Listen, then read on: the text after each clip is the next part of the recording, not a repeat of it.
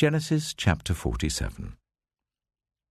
Joseph went and told Pharaoh, "My father and brothers with their flocks and herds and everything they own have come from the land of Canaan and are now in Goshen."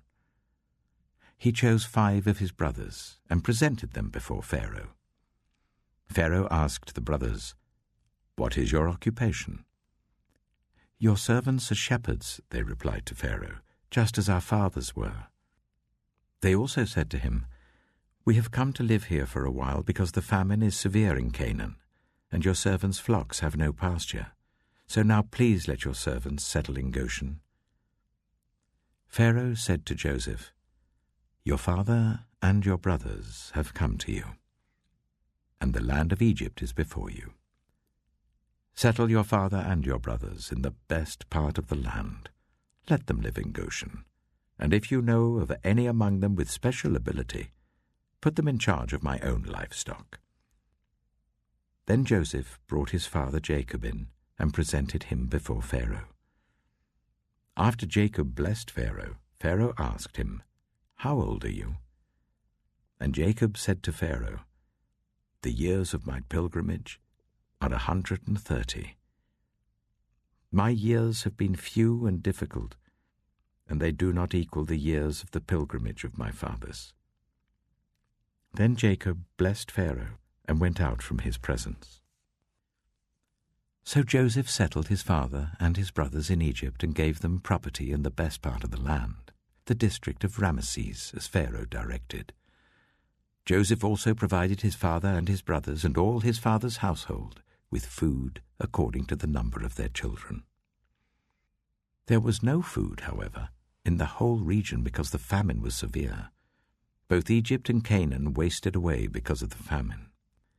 Joseph collected all the money that was to be found in Egypt and Canaan in payment for the grain that they were buying, and he brought it to Pharaoh's palace.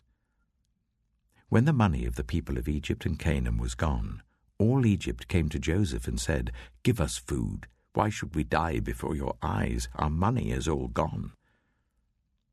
"Then bring your livestock," said Joseph. "I will sell you food in exchange for your livestock, since your money is gone." So they brought their livestock to Joseph, and he gave them food in exchange for their horses, their sheep and goats, their cattle and donkeys. And he brought them through that year with food in exchange for all their livestock. When that year was over, they came to him the following year and said, "We cannot hide from our lord the fact that since our money is gone and our livestock belongs to you, there is nothing left for our lord except our bodies and our land.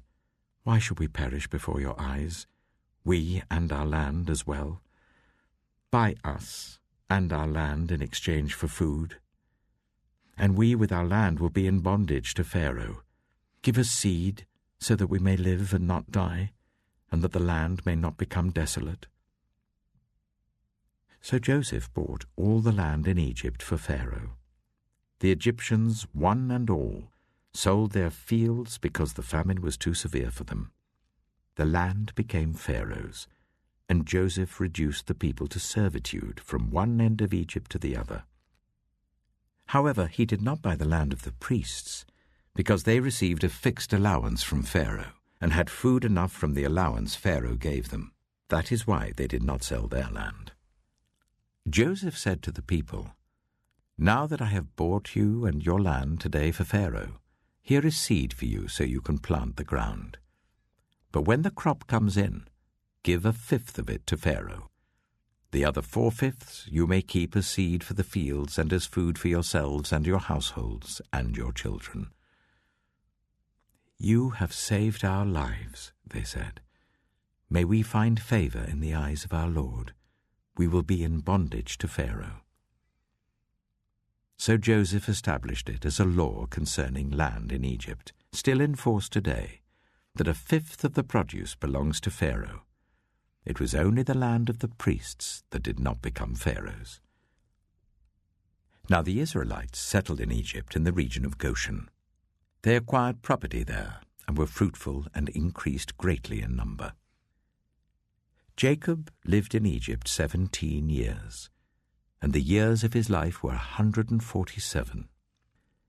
When the time drew near for Israel to die, he called for his son Joseph and said to him, "If I have found favor in your eyes, put your hand under my thigh and promise that you will show me kindness and faithfulness. Do not bury me in Egypt, but when I rest with my fathers, carry me out of Egypt and bury me where they are buried." "I will do as you say," he said. "Swear to me," he said. Then Joseph swore to him, and Israel worshipped as he leaned on the top of his staff.